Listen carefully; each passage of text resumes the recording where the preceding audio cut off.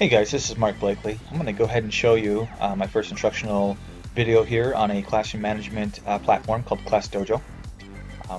For those of you who've never used this before, you can go to the sign up button in the top right corner and sign up as a teacher, and just go through and fill in the required fields and get signed up. Since I'm already signed up, I'll go ahead and just enter my username and password here and get logged in so you can see what the screen looks like once you get logged in. This is a platform that I've used for the last 3 years in my own classroom. I've had good results with it as far as managing behavior and communicating with parents. So when you first get logged in here, you'll see that I have a tab where I can connect with other teachers in my own building that also use Dojo. On the top here, you can edit your settings, your account settings, refer other teachers. There's some PD resources here. I haven't really used those yet, so I'm unfamiliar with those. But down here towards the end, or the bottom of the page, I have a place where I can view the classes that I have. So being an elementary teacher, I really only have one class that I need to kind of manage here.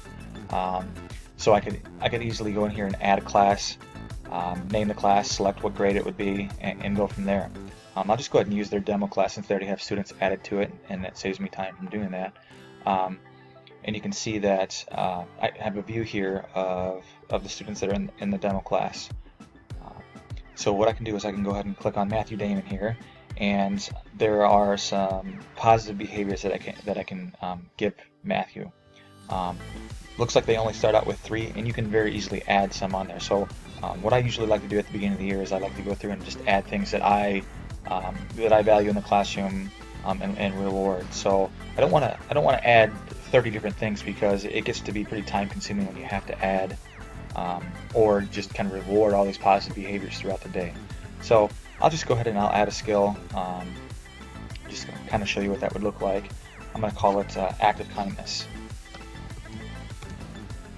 I can kind of weight how many points that would be. For now we'll just do 1 point, and then I can kind of change the picture there that would maybe go along and just make it easier for me to kind of see that, hey, this goes along with an act of kindness. So the one that I like, we'll just do a smiley face here. Go ahead and add that, save it. So then they go ahead and you can see that's been added to the positive skills, and I'll go ahead and give Matthew that skill.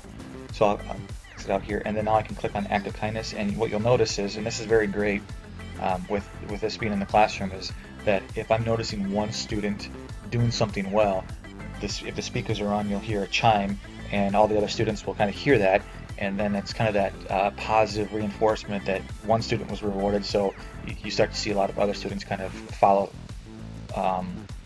the good behavior because they've seen that somebody was rewarded for it. So if I have my screen up, my interactive whiteboard screen up, they'll see that little pop-up came up. They'll see that person got rewarded a point, what it was for, and then again, students will kind of follow their lead. So I'll go ahead and I'll give Cameron Diaz a negative behavior. So I can go to needs work. I can say that she was talking out of turn. So what I can do is I can click on that very quickly, give her the negative feedback. They'll hear the noise that kind of tells you that someone got a point taken away, and then that kind of shapes up all the other students to say that, hey, I need to get my act together too, so I'm not losing points. We can select several at a time, so I can come down here and select multiple, and let's say that I want to give Johnny and Bradley some points because they were on task. So I'll give them the on task, 2 points, get points here. Then what I like to do towards the end of the week is I'll click on the View Reports tab here, and we can see what behaviors we have in a graph here as far as the whole class. I can do it individually for students if I wanted to. I could see that Bradley had 1 positive feedback score throughout the week. And then what I like to do then is I like to reward the class with certain things. I have a list at the top of in front of my board that 0 through 100, how many points they got. They can get a piece of candy, they can get extra free time, they can sit at the teacher's desk or sit by a friend. You can just come up with an endless amount of rewards based on the amount of points that they have. And I also allow students to carry over week to week if they'd like to save it. Kind of gets them to kind of work towards something too. You can change the the time period. Also, you can see for a month, all year long. You can set the date. Very nice to go ahead and look at that. I usually like to reset mine every quarter. Um, the other thing that we have here is parent counts. You can kind of see what parents have logged in. And they're invited and they accept the invite, you can see the last time that they logged in. It's very easy to send invites. You can come up here and you can get paper copies of invites to send home with the students. You can also click on the invite button here and you can send it to an email, or if you have their cell phone number, you can put that in here and invite them that way also.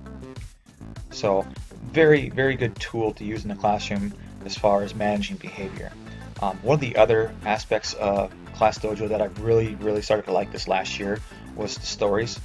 And what this is basically it's like a classroom Facebook. It's a social media where I can tell the parents and the students what's going on, take pictures, post it to the story, and then parents get on and they look and they see what it is that we're doing, and they can like it and they can add comments to it. And it's just a very, very good way to get parents active in what's going on in our classroom. It's a good way to update them what's going on. So I've found that parents really, really enjoy this.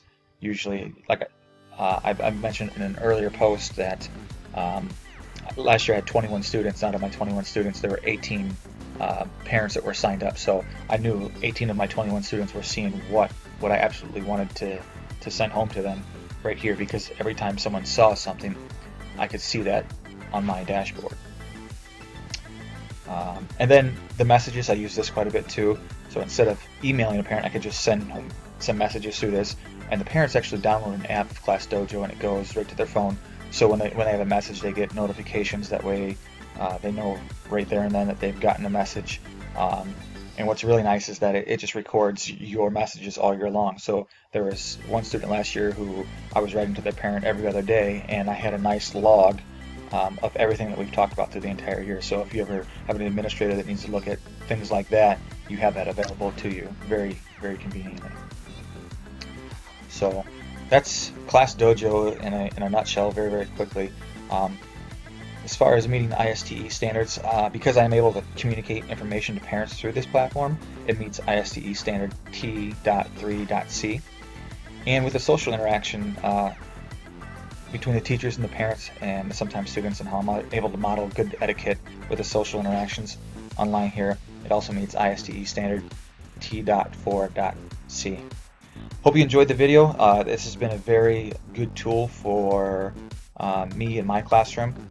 I hope some of you have learned and something new, and you can utilize that in your classroom as well. Thank you.